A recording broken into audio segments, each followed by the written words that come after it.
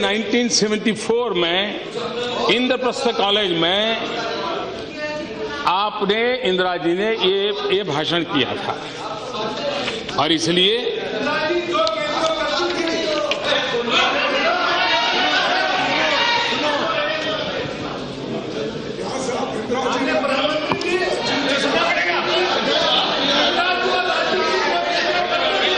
ये भी बात है कि हम कोई भी नई योजना लाए, नई तरीके से लाए, तो कुछ लोगों को उम्र तो बढ़ती है लेकिन समझ नहीं बढ़ती है, तो समझने में बड़ी देर लगती है। कुछ लोगों का ऐसा रहता है, और इसलिए चीजें समझने में बड़ा समय जाता है। कुछ लोग तो समय बीतने के बाद भी चीजें समझ नहीं पाते, और इसलिए अच्छा लगता है विरोध करें, तो वो विरोध करना अपना तरीका ढूंढते रहते हैं। और इसलिए मैं एक पीड़ा कहना चाहता हूं। हमारे देश में बहुत सी दिक्कतें हैं, ज्यादातर ऐसी है जो बहुत पुरानी है। गरीबी, पिछड़ापन, अंधविश्वास, कुछ गलत परंपराएं, कुछ समस्याएं विकास और तरक्की के साथ भी आई हैं। लेकिन इस देश की सबसे बड़ी चुनौती है तेजी से हो रहे बदलाव का विरोध।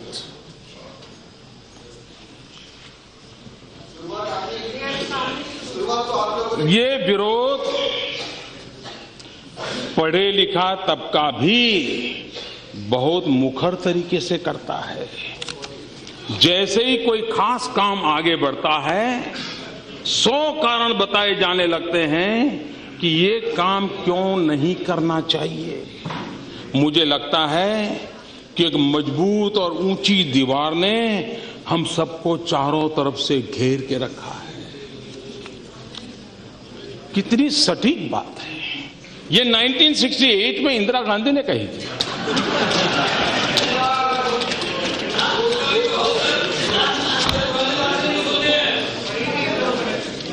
यहां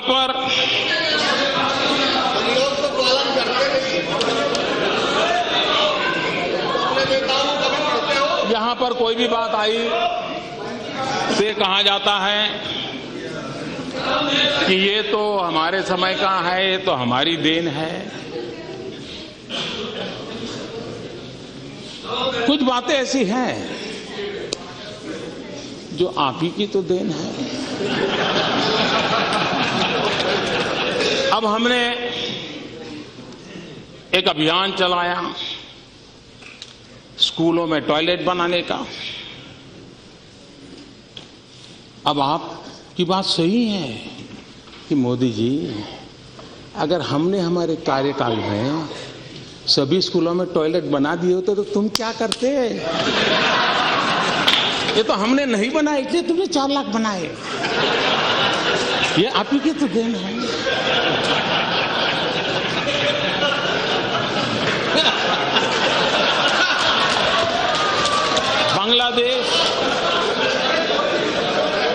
बांग्लादेश की सीमा का विवाद, इतने दशकों के बाद बांग्लादेश सीमा का विवाद सुलझा। आप कह सकते हैं देखो, हमने अगर हमारे कार्यकाल में कर दिया होता तो मोदी तुम्हारा अचीवमेंट कहां होता? ये तो तुम्हारे लिए हमने छोड़ के गए थे, आप ही की तो देन है। आप ही की तो देन है। 18,000 गांव, 18,000 गांव आजादी के इतने सालों बाद अंधेरे में डूबे हुए हो, और अगर हम उन गांवों में बिजली पहुंचाए तो आप गर्व से कह सकते हो कि मोदी जी ये 18,000 हमारी तो देन है, तभी तो आप कर रहे हो। और इसलिए ये आप ही की देन है, इसका मैं कोई इनकार नहीं कर सकता। 60 साल के आपके ही कारोबार का ये परिणाम है, इसका कोई इनकार नहीं कर सकता है। और इसलिए कभी कभी बड़े गर्व के साथ मनरेगा की चर्चा होती है, मनरेगा की चर्चा होती है। ज्ञान देने की जरूरत नहीं है। मैं जरा कहना चाहता हूं, इसका इतिहास 50 साल पुराना है, लेकिन उसके पहले भी राजे रजवाड़ों के जमाने में भी ऐसी कुछ न कुछ बातें चलती थी। आप देखिए 1972 महाराष्ट्र की रोजगार गारंटी योजना 1972 में आई। 1980 में national rural employment programme NREP, ये 1980 में उसका रिकार्नेशन हुआ। 1983 में rural landless employment guarantee programme RLEGP, ग्रामीण भूमिहीन रोजगार गारंटी कार्यक्रम आया। ये सब इनकारनेशन होते गए, योजनाओं का पुनर्जन्म होता गया। उसके बाद 1989 में जवाहर रोजगार योजना JRY, ये मनरेगा का पिछले जन्म का नाम है। लेकिन मैं हैरान हूं, बाद में जवाहरलाल जी का नाम निकाल दिया गया और किसी और ने नहीं निकाला, उसी दल ने निकाला जो हमें कोसते रहते हैं। उसके बाद 1993 एम्प्लॉयमेंट एश्योरेंस स्कीम EAS, सुनिश्चित रोजगार योजना, ये आया। उसके बाद वाजपेयी जी की सरकार आई, तो उस समय इन सभी योजनाओं में से जो भी अच्छा था ले लेकर के संपूर्ण ग्रामीण रोजगार योजना SGRY ये शुरू हुआ। 2004 में फिर उसमें इनकारनेशन हुआ। National food for work programme, काम के बदले अनाज का राष्ट्रीय कार्यक्रम आया। और उसके बाद इसने नया रूप 2006 में लिया मनरेगा। और इसलिए पहले नरेगा और फिर कुछ एक नया ज्ञान हुआ तो फिर वो मनरेगा हुआ। तो ये गरीबों की भलाई के लिए कुछ न कुछ योजनाएं लगातार चलती रही है। ये बात सही है कि आप बड़े सीना तान करके कह सकते हो कि मोदी जी,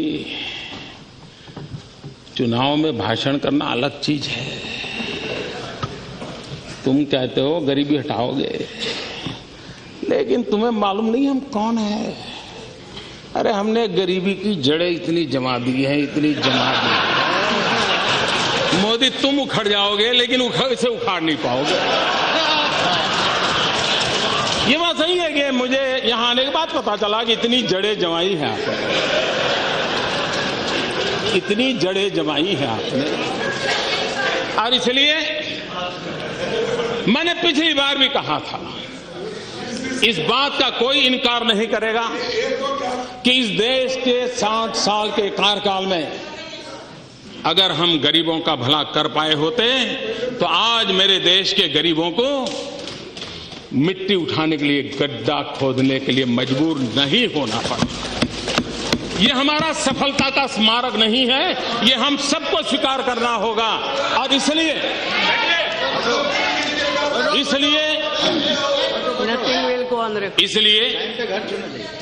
ये हमारा दायित्व भी बनता है कि ये जो क्रमिक विकास चला है इस योजना का, उसको और अच्छी बनाए और उस जिम्मेवारी को निभाने का हम प्रयास कर रहे हैं। लेकिन ये बात स्वीकार करनी होगी कि हम उस हालत पर देश को लाए हैं, इवन स्किल लेबर को भी अनस्किल होने में मजा आने लगा है। और इसलिए मैं जब कहता हूं कि हमारी विफलताओं का स्मारक है।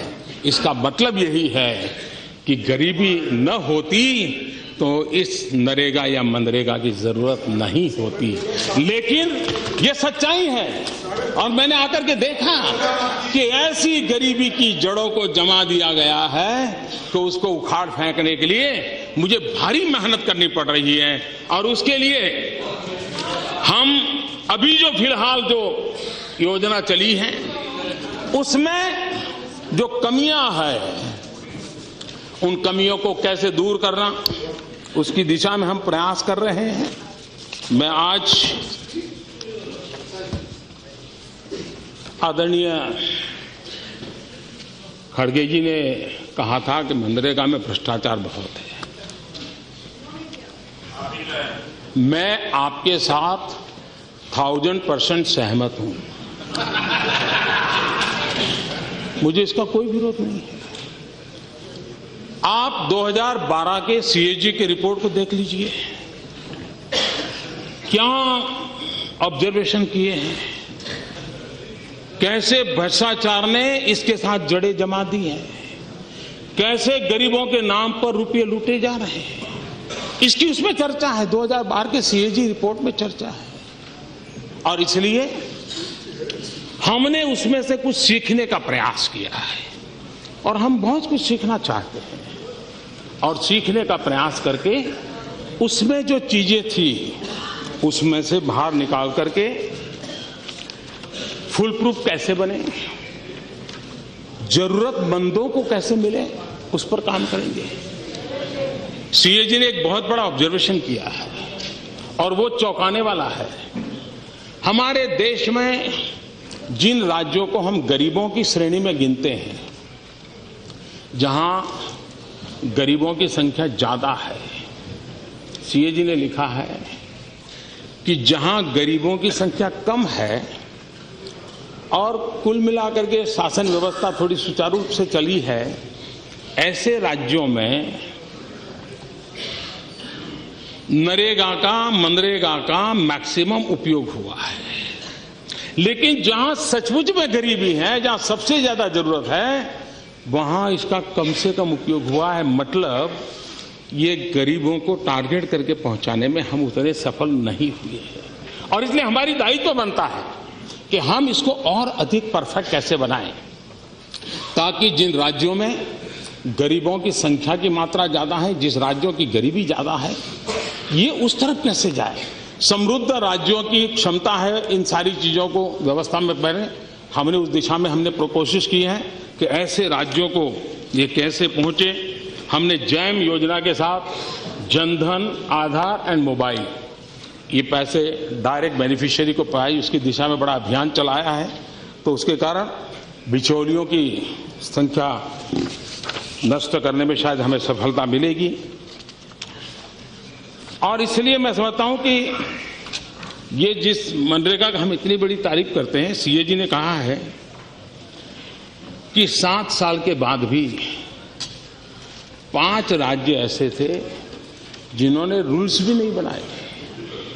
और दुख इस बात का है कि उन 5 राज्यों में 4 वो थे जो इस मनरेगा के गीत गाते हैं, कि जिन्होंने 7 साल के बाद भी रूल्स नहीं बनाए थे। और इसलिए इवन यूनियन टेरिटरीज, उसमें भी ये कठिनाई ध्यान में आई है। उसी प्रकार से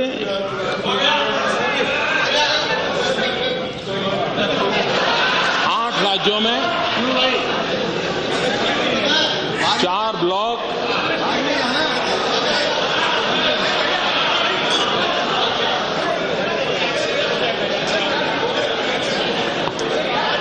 लीजिए, ऐसा मत प्लीज, नहीं, ये ठीक नहीं, प्लीज प्लीज, ये अच्छा नहीं, ये अच्छा नहीं।